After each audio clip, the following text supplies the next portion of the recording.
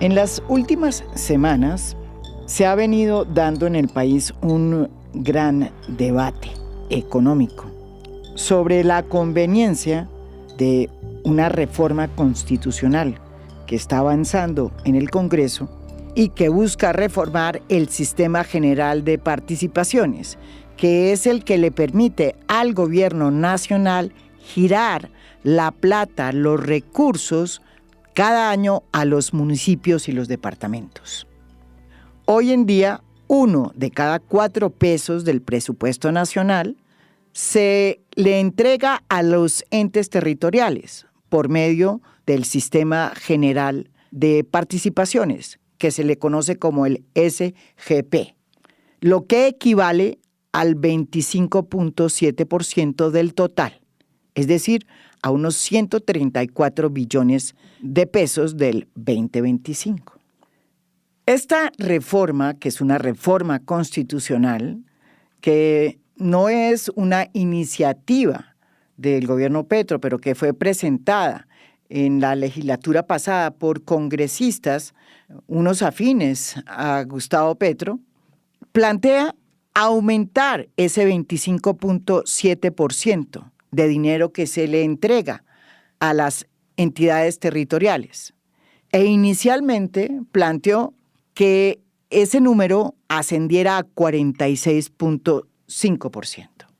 Esa cifra produjo de inmediato la reacción de todos los gurús económicos y de todos nuestros faros, que en esa materia siempre se han distinguido, y que es un grupo muy selecto, porque está integrado por varios de los más importantes exministros de Hacienda que ha tenido Colombia.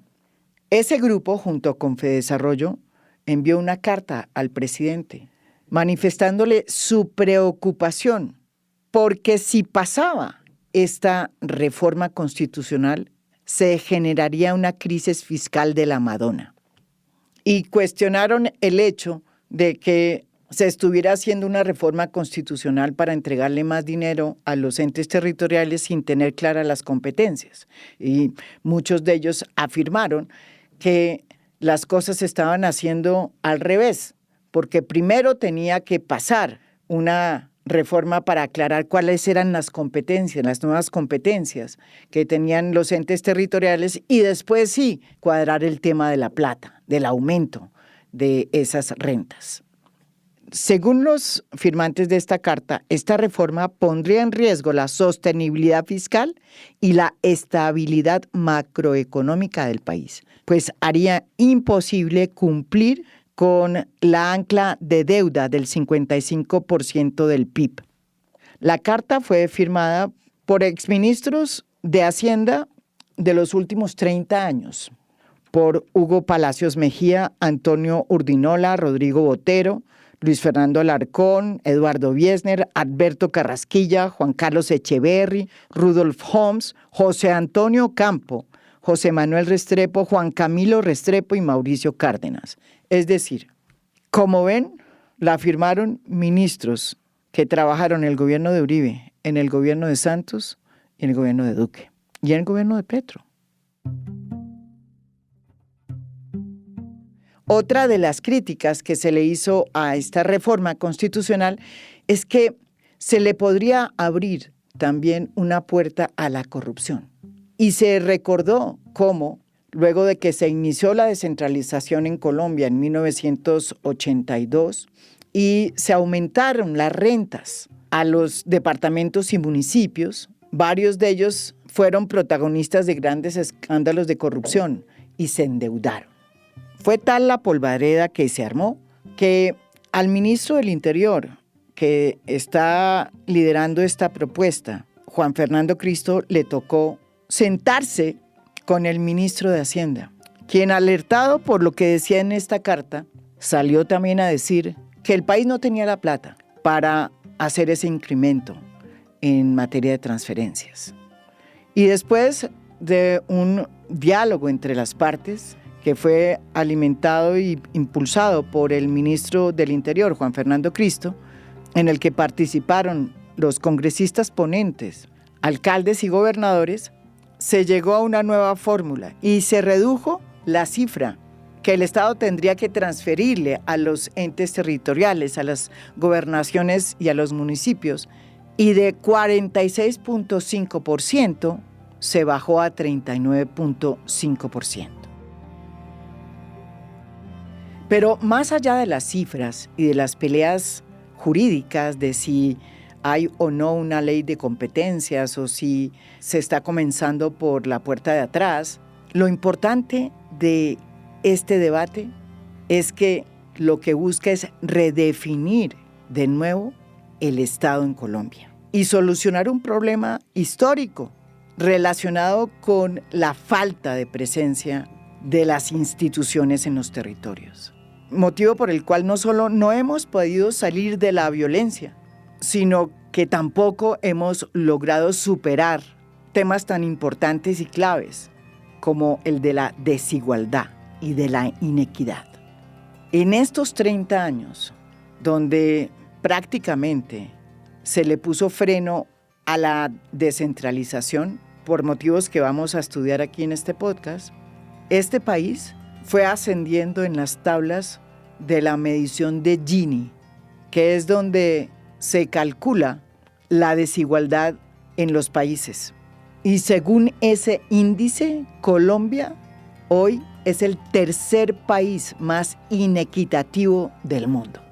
En otras palabras, en estos 30 años, el Estado que se gestó fue un Estado que fue creciendo a nivel central y desapareciendo a nivel territorial.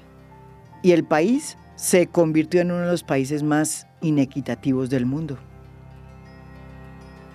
Y todo esto, pese a que la Constitución de 1991 le había abierto por primera vez la puerta a la descentralización en Colombia y permitió avances tan importantes como la elección popular de alcaldes, que le siguió después a la elección popular de gobernadores. Sin embargo, en materia de rentas que el Estado le transfería a los entes territoriales, las cosas no funcionaron como lo planteó la Constitución del 91. En 1999, luego de una crisis económica profunda, se hizo una reforma al Sistema General de Participación y se mermó la cantidad de dinero que se transfería a los entes territoriales con el argumento de que no lo sabían manejar y había sido fuente de corrupción y que era mejor que lo manejaran desde el centro. Esta medida, que tenía una vigencia de 5 años por cosas que pasan en Colombia, duró hasta el 2017. Desde entonces, el país está inmerso en un debate y que tiene que ver con la necesidad de que los territorios se vuelvan polos de desarrollo. Y para que se vuelvan polos de desarrollo, tienen que tener los instrumentos, las competencias y el dinero para poder fortalecerse y dejar de ser casi que invisibles, como de hecho muchos de ellos lo son hoy. Hoy, cualquier alcalde de cualquier municipio de Colombia, si quiere llegar a hacer un proyecto en su ciudad y en su pueblo, lo primero que tiene que hacer es ir a Bogotá, esperar a que lo reciban en planeación nacional y tener la suerte de que haya algún funcionario que entienda su urgencia y que le ponga atención. Y que si eso sucede y aceptan el proyecto, corre la posibilidad de que le cobren peaje en cada reunión que vaya a tener de ahí en adelante. Peaje, que en realidad son coimas. Es cierto que hay preocupaciones por parte de los gurús económicos alrededor de las implicaciones que puede tener una reforma al Sistema General de Participación. Pero también es cierto que como estamos, no estamos bien. Y que este Estado, que está pensado desde el centro, es un Estado que no está conversando hace mucho tiempo con los territorios. Esta reforma a la Constitución que tiene con los pelos parados a los exministros de Hacienda fue presentada curiosamente hace rato y es de iniciativa legislativa, porque la presentaron varios senadores como Guido Echeverry y Jairo Alberto Castellanos, que formaban en ese momento parte de un partido que ya no existe y que era de Juan Fernando Cristo, En Marcha. Ellos redactaron la propuesta y la presentaron en el primer semestre del periodo 2022. Sin embargo, el proyecto se hundió, pero se volvió a presentar a comienzos de este año, ya cuando Juan Fernando Cristo era ministro, y fue entonces cuando él decidió liderar esa propuesta. Hoy Juan Fernando Cristo es nuestro invitado aquí en A Fondo. Ministro, una pregunta que yo creo que tiene que ver con todo este debate. ¿Por qué es importante esta reforma que usted está abanderando, una reforma constitucional, que tiene por objeto cambiar sustancialmente la cantidad de dinero que el Estado transfiere a los departamentos y a las gobernaciones, a través de lo que se conoce como el Sistema General de Participaciones, que se conoce con la sigla SGP? ¿Qué es el SGP? Yo creo que es muy importante explicarle a quienes nos acompañan en este podcast qué es el Sistema General de Participaciones, porque hay mucha gente diciendo ¿esto cuál es este debate, el SGP, eso será, bueno, una medicina nueva, eso será... ¿no? Es correcto. Entonces, ¿cómo funciona? La Constitución del 91 creó el Sistema General de Participaciones, que antes era el situado fiscal, que es la plata básicamente que el Estado central manda a las regiones para que se financie la educación, la salud, el saneamiento básico, el agua potable fundamentalmente. La Constitución del 91 introdujo los términos autonomía territorial y fortaleció el término descentralización, que se había empezado a hablar en los 80 con la elección popular de alcalde. La del 91, recuerdo, María Jimena instauró la elección popular de gobernadores. ¿Qué dijo la Constitución del 91?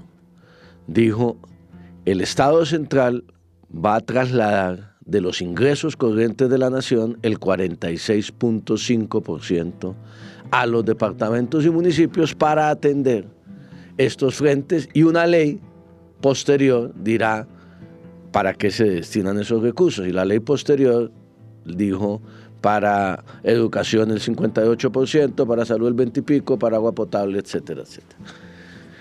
Llegó la crisis fiscal, la crisis internacional, además de finales del siglo pasado en el gobierno Pastrana. Había una crisis muy grande de endeudamiento en general del Estado colombiano y en particular de departamentos y municipios, sí, que no hubo controles a ese endeudamiento.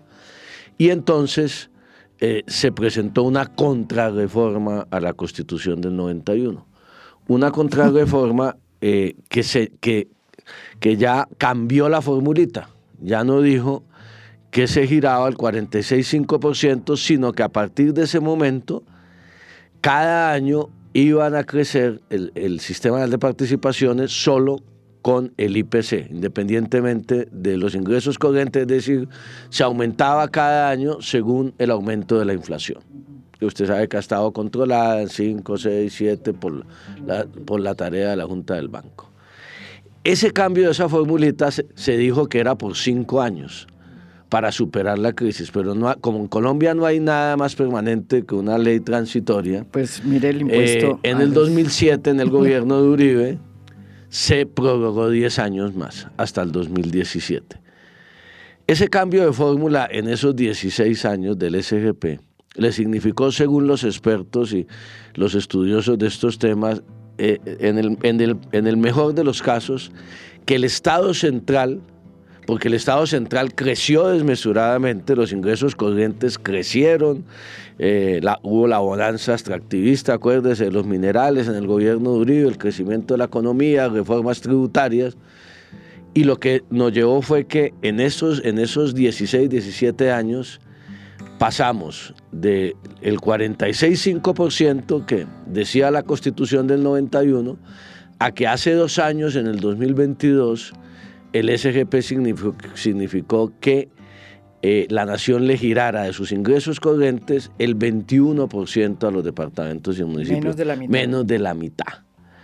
Eso significó 350 billones de pesos menos a los departamentos y municipios, con los cuales se quedó el Estado central.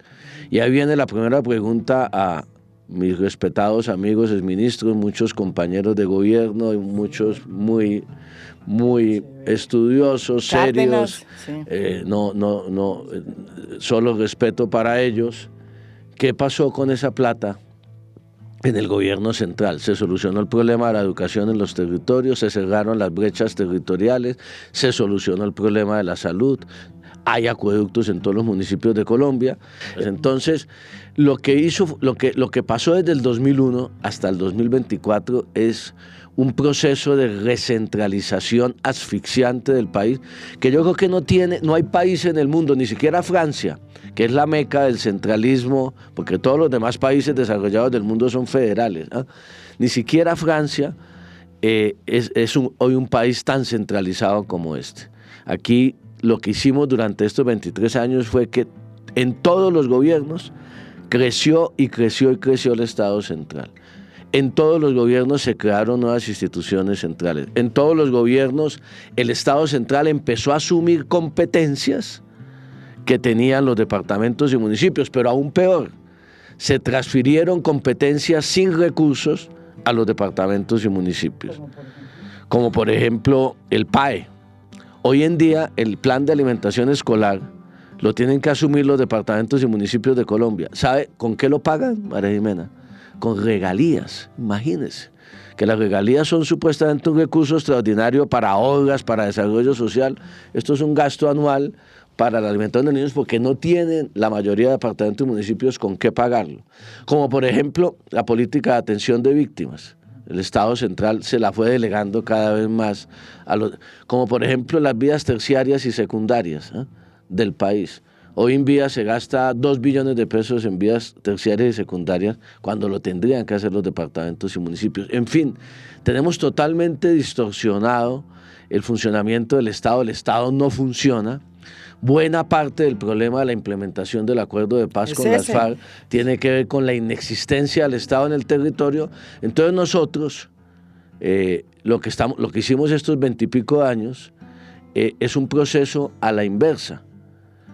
Lo que hicimos fue consolidar un Estado superpoderoso, obeso, grasoso, en el centro del país, engolosinado con tantas el gobierno central, competencias. unos tecnócratas en planeación, en Hacienda, dueños de un poder omnímodo que se resisten a entregar, y un Estado raquítico en los territorios, que es donde lo necesitamos, donde el ciudadano colombiano hoy necesita más a un Estado fuerte, a un Estado que lo proteja, a un Estado que le permita desarrollar bienestar social. Ahí el Estado no existe. Y en Bogotá, en Cali, en Medellín, donde tenemos un sector privado fuerte, donde tenemos unas alcaldías y una institucionalidad fuerte, donde hay ingresos tributarios distritales de Cali, de Medellín, de Bogotá y de las principales capitales, tenemos un Estado, y entonces estamos haciéndolo todo al revés, ¿Qué busca ese sistema general de participación? Mire, usted sabe por qué se ha armado todo este debate, María Jimena. A mí a veces yo me quedo mirando y me sorprendo.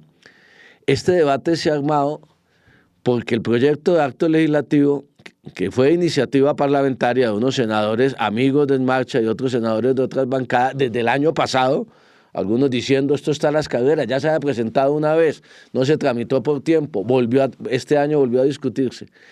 El proyecto lo que busca, mire lo revolucionario del proyecto, es cumplir la Constitución del 91. Lo que tiene asustado a todo el mundo, o a todo el mundo no, solo a ellos, porque en el país es cumplir con el espíritu de la Constitución del 91. A mí ya ni siquiera me gusta la palabra descentralización, hay que reconocer, la descentralización fracasó y el centralismo hoy fracasó para solucionar los problemas de la gente. Es buscar autonomía territorial, trasladarle recursos y competencias, que es lo que a veces se les olvida, a los departamentos y municipios. ¿Y qué es lo que busca? Buscaba, porque ya ni siquiera vamos a conseguir eso porque ya se ha venido ajustando, que al año 2036, es decir, 45 años después, despedida la Constitución del 91, cumpliéramos ese propósito de la autonomía territorial y trasladáramos a los departamentos y municipios recursos y competencias que llegaran a significar el 46,5 de los ingresos corrientes de la nación. Ya vamos en el 39,5 en la discusión y en los acuerdos que hicimos con el Ministerio de Hacienda previo a la aprobación del sexto debate. Pero vamos a lo que están diciendo los gurús económicos. Su primera preocupación tiene que ver con el aumento del déficit fiscal. ¿Usted qué les dice a ellos cuando insisten que esta reforma es como una bomba, porque nos va a aumentar el déficit fiscal que ya es bien grande? Déficit fiscal, María Jimena, permítame que la interrumpa, que es culpa del Estado central, no de los departamentos y municipios de Colombia. El nivel de endeudamiento, ojo con eso, en el 99-2000, el nivel de endeudamiento de los departamentos y municipios era muy alto y en buena parte era responsable del endeudamiento general del país. Hoy no es así. Hoy el nivel de endeudamiento es bajo y el que es alto es el de la nación. Es correcto, es cierto. Sobre todo después de la pandemia, el endeudamiento del gobierno Duque. Y ahora es responsabilidad de los departamentos y municipios según los ilustres exministros. Mira, aquí tengo la cifra. La deuda de las entidades territoriales como porcentaje del PIB en el 2000 era de 2,8. Hoy en el 2023 es de 1,9, bajó en un 30%, mientras la del Estado central subió, no tengo aquí la cifra a la mano, desproporcionadamente. Ministro, pero de todas formas hubo que concertar, porque la propuesta inicial era que se proponía la transferencia del 46,5% del presupuesto nacional a las entidades territoriales, y esa cifra se redujo a 39,5%. Esto significa que ya el Ministerio de Hacienda está tranquilo con esta cifra y que apoya la propuesta tal como se acordó. No, nosotros hicimos un acuerdo con el ministro de Hacienda y por eso la posición unificada del gobierno, más allá de que haya todas estas cosas de medios y que haya digamos, todavía dudas en los tecnócratas del Ministerio de Hacienda y de Planeación Nacional.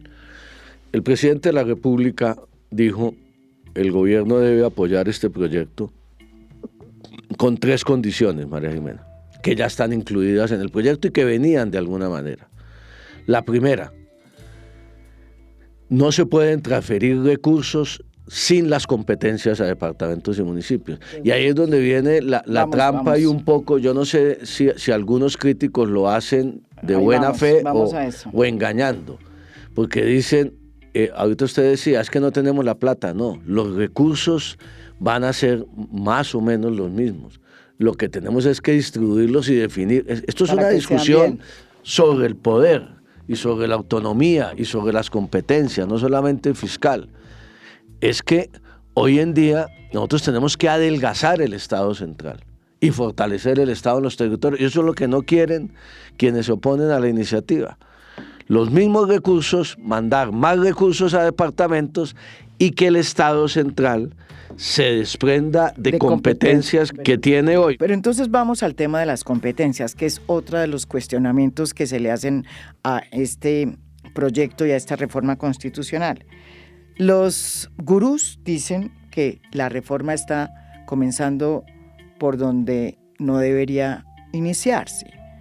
Ellos sostienen que primero debe haber una ley que establezca y esclarezca cuáles son las nuevas competencias que adquieren las gobernaciones y las alcaldías. Y después, sí entrar a hablar de la plata, de cuánto se les gira. ¿Usted qué les dice? Hoy en día, 1.400.000 millones de pesos de hoy, de pesos de hoy, se gasta en vías terciarias y secundarias. Y no lo hace bien, ni en este ni en cualquier gobierno. El Departamento de la Prosperidad Social se gasta en vías urbanas en municipios del país 600.000 millones de pesos anuales, pesos de hoy. La Unidad de Víctimas, el SENA, el Ministerio de la Igualdad, cumplen muchas funciones que tendrían que cumplir los departamentos y municipios. Entonces, ¿qué es lo que dice el acto legislativo? A partir del 2027 va a crecer constantemente el SGP hasta llegar ya no al 46, sino al 39,5%. Es una disminución sustancial. Incluso los gobernadores y alcaldes no es que estén muy contentos, pero eso fue el acuerdo que hicimos con el Ministerio de Hacienda y que avaló el presidente. Segundo, algo muy importante, María Jimena, en estos 2 años vamos a poder discutir una ley de competencias.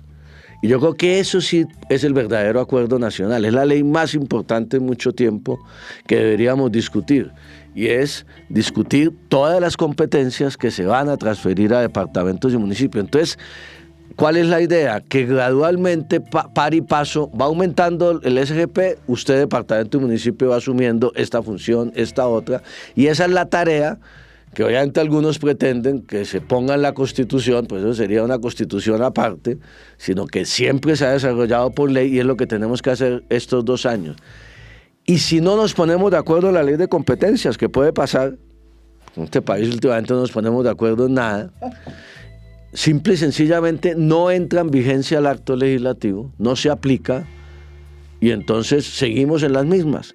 Ese es el desafío que tenemos como sociedad, entre todos. Es decir, que si no hay acuerdo en el Congreso en materia de competencias a través de un proyecto, esta reforma al SGP no va. El SGP en estos 2 años, 2025 y 2026, se va a liquidar igual a como venía. No va a tener ninguna alteración. Luego el cuento de que el déficit fiscal va a afectar, nada, no le pega para nada. Ese cuento, ese pánico fiscal que están tratando de generar unos técnicos, que el dólar está creciendo, que la deuda, eso tiene que ver es con el déficit fiscal que viene de atrás, y el déficit fiscal del cual no tiene responsabilidad departamentos y municipios ni este acto legislativo. Ahora le están endilgando responsabilidad a un acto legislativo que va a entrar en vigencia en el 2027 si se aprueba una ley de competencia. Mire cómo se distorsiona. Más, están diciendo que eso está afectando la Por eso lo dólar. Que digo yo, exacto. Mire cómo se distorsiona la realidad por parte de quienes manejan a veces unas cifras económicas y deberían ser más responsables en el manejo de la información, más responsables con el país. Yo creo que es una irresponsabilidad empezar a plantear esos temas ahí y generar unos temores fiscales infundados. Entonces, la ley de competencia se va a discutir ¿cuándo? Año 2025 y año 2026. ¿Qué tiene que hacer la ley de competencias? Decir que a partir del 27 cuáles competencias se van a... y gradualmente en el 27 unas, en el 28 otras, pero en el 29. Pregunto, si no pasa la ley de competencia... Y si no pasa, simplemente el acto seguimos con la misma, el acto legislativo no se aplica. Se expidió, pero no se aplica. Ese es el gran desafío que tenemos y la presión a todos los sectores de la sociedad colombiana para que nos pongamos de acuerdo. Entonces, a mí me causa a veces un poco de indignación y a veces hilaridad quienes están invirtiendo la pirámide kelseniana del derecho, que llegan y le dicen a uno, no, es que primero hay que tramitar la ley y después la reforma constitucional. Eso es lo que dice nada más ni menos que Ocampo. No, varios de ellos. Y Cárdenas. Varios de ellos. Y esa es la mejor manera de decir que no hagamos nada con la autonomía territorial, con la descentralización y que sigamos así, porque así como estamos, para esos tecnócratas estamos bien. Y resulta que no ven lo que ha pasado estos 24 años en desigualdad territorial, en crecimiento de violencia en los territorios, en falta de agua potable.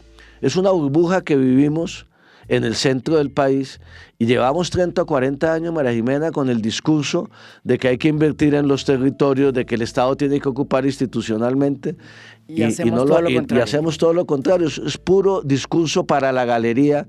En estos días he escuchado varias veces y me han entrevistado varios colegas, empiezan diciendo, no, todos estamos de acuerdo con la descentralización. Yo les digo, no digan eso porque no es cierto.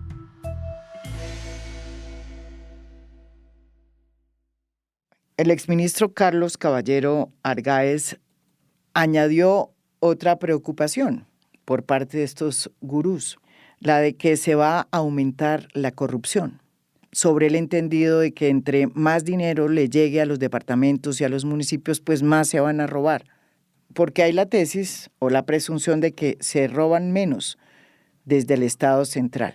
¿A usted qué le responde? Ese sí me parece, yo respeto mucho a Carlos Caballero y le respondí además con todo respeto su columna en una serie de trinos. Y ese sí es como el cuento del marido vendiendo al sofá, ¿no? O sea, la corrupción existe en lo local, en lo departamental, en lo nacional. Los grandes escándalos de corrupción de este país, ¿dónde se han dado? En el gobierno nacional en general, las grandes cifras. Para no ir muy lejos, centros poblados, unidad de gestión de riesgos, Odebrecht, ¿eh? Para no irnos muy atrás, vayámonos más atrás, Reficar, o sea, todos los grandes, OCAT Paz, ¿dónde se robaron la plata de OCAT Paz? En planeación nacional, en la unidad de regalías, en connivencia con tramitadores, cobran peaje, ahí es donde está la plata, con alcaldes, con gobernadores, digamos, en general, que se genera todo un círculo. Con 3 alcaldes y un gobernador. No, y en muchos casos. Y recordemos Foncolpuertos, o sea, es en el Estado central. Entonces, lo que tenemos que mirar es cómo se combate la corrupción, pero no selectivamente. No la corrupción de unos alcaldes, de unos municipios, de unos gobernadores, sino también a nivel central. Y eso es otra discusión, cómo cambiamos el sistema político en Colombia. La corrupción en Colombia tiene mucho que ver con la financiación de las campañas, con el debilitamiento de los partidos, con no tener controles, con una autoridad electoral que no es independiente autónoma, y por eso estamos tramitando una reforma política otra vez, intentando a ver si se cae, y ahora la estamos tramitando. Otra vez. Sí. Pero venir a decir ahora que esta reforma va a generar corrupción y problemas de orden público, como si no hubiera corrupción en Colombia o como si no hubiera problemas de orden público, me parece un poco contrario es insostenible, contrario a la realidad que estamos viviendo hoy. Miremos cómo combatimos la corrupción de todos, en todos los escenarios, en todos los niveles, pero pues utilizar ahora el tema de la corrupción como disculpa para no avanzar en autonomía territorial, me parece que también es equivocado. Usted acaba de decir también una verdad que pocos reconocen, y es que uno de los problemas que ha tenido la implementación del acuerdo de paz firmado en el 2016 es precisamente la dificultad que se ha tenido de implementar un acuerdo cuando no hay instituciones en los territorios. Y lo poco que se implementa siempre es teledirigido o dirigido desde el centro, como sucedió con los PEDETs. Es que, mire, María Elena, volvemos a la discusión. Mire lo que está pasando ahora en el Plateado. A poner un ejemplo concreto. Operación militar, recuperación del control territorial, una zona que se tomaron los narcotraficantes desde el 2018. Lleva 6 años esa zona totalmente dominada por los narcotraficantes. Hoy el ejército está allí. Y las dificultades que ha tenido el gobierno central, el gobierno departamental, mucho más el gobierno municipal, para acompañar esa intervención del ejército de presencia del Estado social, de educación, de salud, de obras, de infraestructura, es total. Es total porque no hay Estado y se lo habíamos entregado a estos señores. Entonces uno dice, vamos a entrar al Plateado con la Junta de Acción Comunal. Difícil. Y te vas para las distintas zonas PEDETs, y ahí hay un problema muy de fondo que yo creo que la sociedad colombiana que vive, vuelvo y digo, aquí en el primer mundo y no en el tercer mundo donde está el conflicto y la violencia, no ha alcanzado a comprender. Y es que lo que pase allá termina impactándonos a todos. Si nosotros no transformamos esos territorios, se va a reciclar la violencia de manera permanente. Y para transformar esos territorios hay que crear institucionalidad y crear Estado. Y no tenemos Estado en esos territorios. Y llevamos décadas echándonos esa mentira y echando ese discurso. Y candidatos presidenciales que se van y hacen su acto de campaña desde Quibdó, desde el Alto Baudó, desde tal y aquí, y llegan después a ministerios o llegan de comentaristas o analistas como algunos de los ilustres firmantes de la carta, y son absolutamente centralistas porque se vive en una burbuja y no entendemos. Entonces, si no transformamos esos territorios, no vamos a implementar no vamos a acabar la violencia y no vamos a ser capaces de implementar el acuerdo de paz. Y si no damos autonomía, no vamos a poder transformar esos territorios. Ahora, que hay que hacerlo gradualmente, que hay unas regiones que están más preparadas para recibir recursos y administrarlos que otras. Todo ese es el proceso que tenemos que discutir en una ley de competencias. Pero lo peor es lo que pretenden algunos, que es quedarnos así, que es sacaron del cubilete la tesis de que no, mire, eso está bien, pero primero discutamos competencias como la mejor manera de garantizar que no pase absolutamente nada. Ahora, vamos a discutir 2 años la ley de competencias. Vamos a transferirles competencias a departamentos y municipios. Y si no somos capaces, de pronto van a terminar ganando ellos que quieren que esto siga así. Y entonces vamos a seguir en las mismas. El índice de desigualdad, usted vio el último informe del Banco Mundial, el tercer país más desigual del mundo entero. Usted mira la cifra del coeficiente de Gini del 2001 y la compara con el 2024, ha aumentado la desigualdad en Colombia en 23 años, después supuestamente de todo lo que hemos hecho en transferencias monetarias, de subsidios de familias en acción, etcétera, etcétera. Ese no es el camino es la autonomía territorial, el camino es darle a la gente en los territorios la posibilidad de crear sus propias condiciones de desarrollo, a las comunidades y obviamente a quienes ellos eligen. En la carta que le enviaron al presidente, que está firmada por varios exministros de Hacienda de los últimos 30 años, se habla también del peligro de que este proyecto, tal como está planteado, duplique las funciones y los recursos y que se cree una suerte de desorden. ¿Qué les dice a quienes plantean este temor? Sí. Eso fue una carta ahí que firmaron varios, que parte de una premisa equivocada, María Jimena, y es que se van a duplicar funciones y recursos, ¿no? Es que parten de la idea de que el Estado central no se puede disminuir y el Estado central se tiene que disminuir. Y tenemos que construir, y este es un problema de distribución del poder y la plata y de la tecnocracia central frente a la realidad territorial.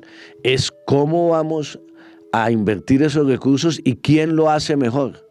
Yo estoy seguro, claro, hay escándalos de corrupción en alcaldías y gobernaciones, no voy a ocultar que hay problemas como en el gobierno nacional, pero en general lo hace mejor ¿quién? ¿Quién conoce las vías terciarias? Un funcionario aquí en Planeación Nacional que tiene un mapa que nunca ha ido por ahí, o la gente, el alcalde que está ahí, y quién lo haría mejor, y la comunidad vigilando.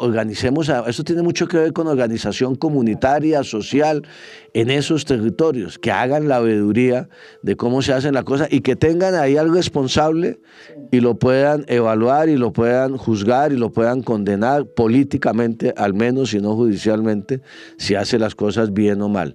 Esto es un tema de concepción del Estado, porque ¿sabe qué veo yo también en algunas posiciones en Bogotá, María Jimena? No en todas, pero en la mayoría, una especie de superioridad intelectual y ética, ¿no? Aquí en Bogotá, aquí nosotros en la 26, en la Plaza Bolívar y en la 26 con séptima, Sí pensamos el país. Sí pensamos, sí sabemos cómo hacer las cosas, sí las hacemos transparentemente, allá todos lo hacen mal, allá no tienen Son ni idea, corruptos. allá además se van a robar la plata. Así es imposible desarrollar un país. ¿Usted cree que es hora de que estos tecnócratas que han aportado al país y a la estabilidad económica, es hora de que también revisen sus plegarias? Lo digo de manera muy respetuosa, y que miren más allá de sus narices. Y sabe que no solamente la tecnocracia, me voy a incluir yo también, la clase dirigente de este país de los últimos 20, es hora de hacer una reflexión. ¿Por qué no hemos podido avanzar en esos territorios? ¿Por qué tenemos todavía territorios como Chocó y La Guajira? Sí, o Aquí nos queda muy fácil decir en Bogotá, eso es imposible, allá se roban todo, allá hay que intervenir eso y tal. ¿Por qué tenemos esas brechas territoriales? ¿Por qué tenemos esos índices de desigualdad?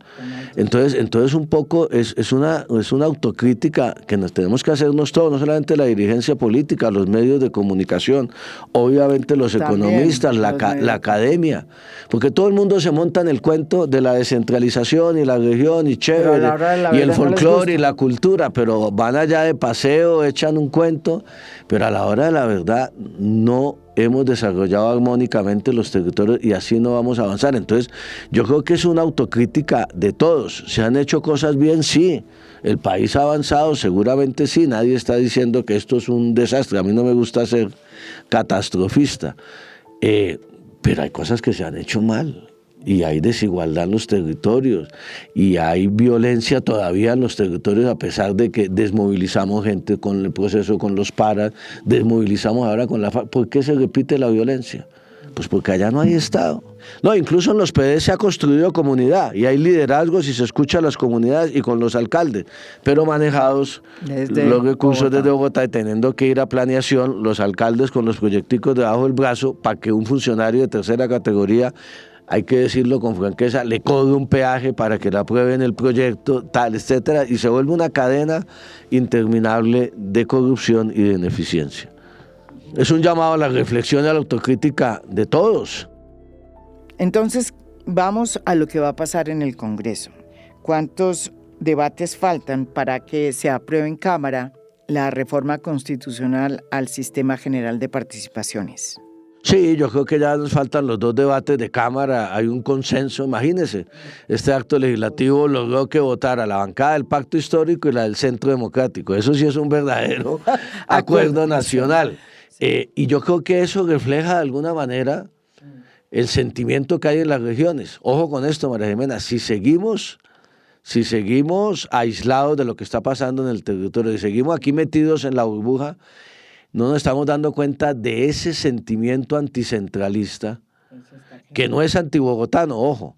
La gente confunde, Bogotá también es víctima del centralismo, y eso es frente al Estado central que es macrocefálico, que crece y crece desbordadamente, y es raquítico el Estado en los departamentos. Y entonces por eso surgen iniciativas, por ejemplo, como la del gobernador de Antioquia, de la autonomía fiscal, de que se queden los impuestos de renta y el IVA en los departamentos y municipios, y en la costa caribe cada vez más un sentimiento más adverso frente al Estado central, con esto de las tarifas de energía, etcétera. O sea, aquí estamos. No, y hay que contar con que Colombia era la Gran Colombia, ¿no? Ah, sí, claro. Y mire todo lo que pasó después de la Gran Colombia, todo cómo se nos fue desmembrando. Entonces, ¿cuál es la mejor manera de garantizar la unidad territorial del país y la unidad nacional, digamos, como colombianos? Avanzando en autonomía territorial, en descentralización, no es centralizando. En la medida en que centralicemos más, el sentimiento autonomista, el sentimiento de independencia de muchas regiones, que son culturas distintas, que son hay mucha diversidad en Colombia, va a seguir creciendo. Pero si nosotros hacemos, usted conoce muy bien lo de España. Cuando nació la democracia española, el Pacto de las Autonomías ha permitido, con todas las dificultades, mantener la unidad del Estado español, mantener la unidad española, pero con el reconocimiento de las autonomías. Yo creo que Colombia tiene que avanzar hacia ese reconocimiento de las regiones, si no, todos los días va a ir creciendo el sentimiento de la gente en Antioquia, de la gente en la costa, de la gente en el sur del país. Y posibilidades de que pase esta reforma constitucional, pero que no pase la que tiene que ver con las competencias, ministro, porque vamos a estar ya en las postrimerías de este gobierno y en plena campaña electoral. ¿Qué vamos a hacer, María Jimena? Faltan 2 debates en la Cámara. Sí. Ya hubo un acuerdo en el Senado muy mayoritario Ya hay acuerdo al interior del gobierno con el Ministerio de Hacienda en la cifra del 39, los 12 años de transición. Seguramente va a seguir existiendo el debate, pero esperamos recoger todos los insumos del debate, seguir generando tranquilidad. Aquí se trata es de avanzar para cerrar las brechas territoriales, de avanzar en autonomía con sostenibilidad fiscal. Que es lo fundamental, y que los mismos recursos se inviertan de manera distinta y se le den competencia. Aquí no se trata de mandarle plata a los departamentos y municipios, sino autonomía y competencia. Entonces, ¿qué es lo que queremos hacer? Una gran mesa de concertación nacional va a convocar el presidente de la República en las próximas semanas, en donde nos sentemos, gobierno, gobernadores, alcaldes, congresistas, economistas, FECODE, que tiene mucho que ver con el tema de la educación en las regiones, académicos, ¿no? Incluso estamos pidiendo cooperación técnica de la OCDE y de la CAF, de una misión. Es que esto es rediseñar el Estado colombiano. Esto es un tema que va mucho más allá del gobierno del presidente Petro, es definir el Estado colombiano en los próximos 50 años con mayor autonomía. Y que nos sentemos, la idea es, el acto legislativo dice que el gobierno tendrá 6 meses para presentar un proyecto de ley de competencias al Congreso. Después de que se apruebe esto. Para prepararlo. Empecemos a trabajar desde ya en ese proyecto de ley de competencias, tratando de hacer la mayor concertación posible. Y el Congreso tendrá, después de presentado la ley, 1 año y medio para aprobarlo antes de diciembre del 2026. Yo soy optimista. Yo creo que eso puede ser, vuelvo y le digo, un gran acuerdo nacional más allá del periodo del presidente Petro. Es un legado que quiere dejar el gobierno en materia de autonomía, de descentralización, de un cambio en la manera de ver el país.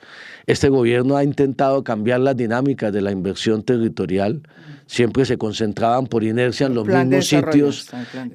Ahora se está haciendo más cosas en los territorios, pero es imposible hacerlo desde Bogotá. Hay que avanzar en esa autonomía territorial, y yo creo que ese es el camino realmente. Tenemos que hacerlo de manera distinta, si no vamos a seguir igual, si no vamos a seguir con 2 o 3 países distintos y el uno de espaldas al otro. Eso es lo que está pasando hoy, y vamos a seguir con la misma violencia incluso al interior de los departamentos, ¿no? Porque una cosa es Medellín y el Valle de Aburrá, y otra cosa es el Bajo Cauca antioqueño o el Urabá. No podemos seguir con esas desigualdades al interior del país y al interior de los propios departamentos. Entonces, desarrollando las áreas metropolitanas, desarrollando los grandes centros urbanos y abandonando totalmente las regiones en donde viven. Mire, en los municipios PEDETs, María Jimena, en los 170 municipios PEDET viven 7 millones de colombianos. A ellos les prometimos en el acuerdo de paz que se iba a transformar sus territorios, y no hemos sido capaces. ¿Por culpa de qué? Del centralismo.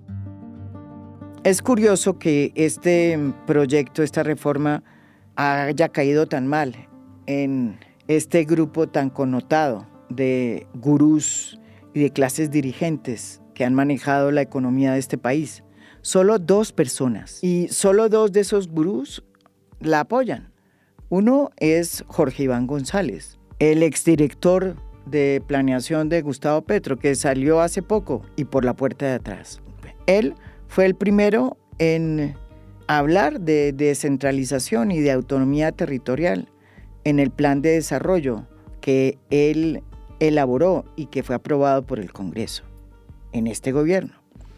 El otro es Darío Restrepo, que es director técnico de la misión de descentralización del DNP. ¿Qué les dice usted a todas estas voces que forman parte de la clase dirigente de este país, que se oponen tajantemente a esta reforma?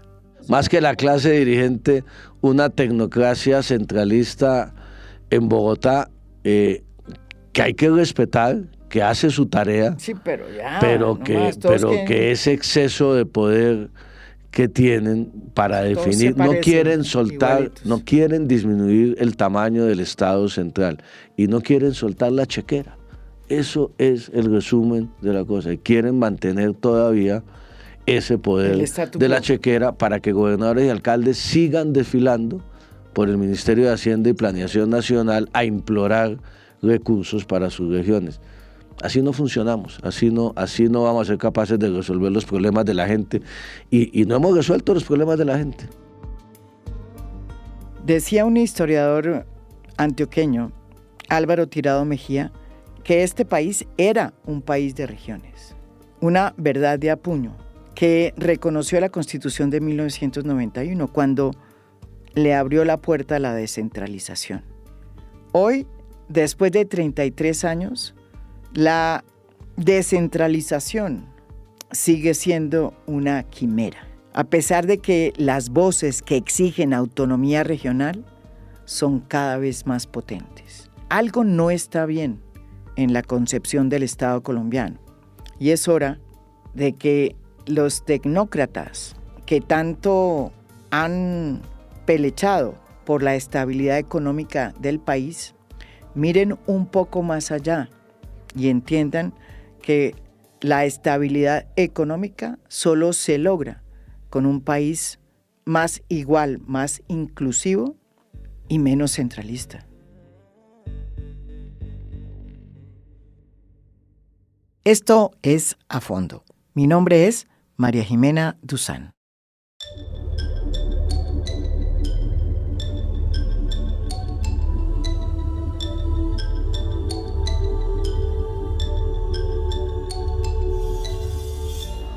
A Fondo es un podcast producido por Mafialand. Producción general, Beatriz Acevedo. Producción de audio, Daniel Chávez Mora. Música original del maestro Óscar Acevedo. Nos pueden escuchar también en mi canal de YouTube. Gracias por escuchar. Soy María Jimena Duzán.